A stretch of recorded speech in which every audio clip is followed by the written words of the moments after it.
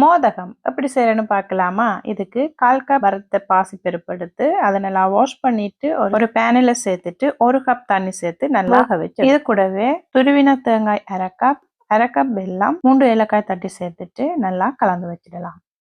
அடுத்ததா இதுக்கு மா தயாரிக்கிறதுக்காக 1 கப் அவிச்ச கோதுமை மா, அது கூடவே 1/4 கப் அரிசி மா, தேவையான அளவு உப்பு, 1 டீஸ்பூன் நெய், இது எல்லாத்தையும் நல்லா கலந்து விட்டுட்டு சுடுதண்ணி சேர்க்க போறோம். இடியப்பத்துக்கு மா குழைப்போம் இல்ல, அந்த மாதிரி இருந்தா சரியாயிரும். நான் 3/4 கப்ல இருந்து 2 டேபிள் ஸ்பூன் கம்மி பண்ணி சேர்த்திருக்கிறேன்.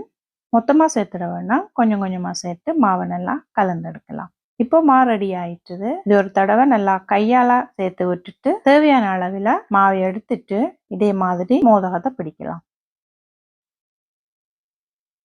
இப்போ இதுல ரெடி பண்ணி வச்சிருக்கிற ஸ்டஃபிங்கை வச்சுட்டு இதே மாதிரி எந்த கிராக்கும் இல்லாமல் நல்லா ரவுண்ட் ஷேப் பண்ணி எடுத்துடலாம். இதை இப்போ ஸ்டீமர்ல வச்சு அவிச்சு எடுத்துட்டோம்னா சூப்பரான மோதகம் ரெடி.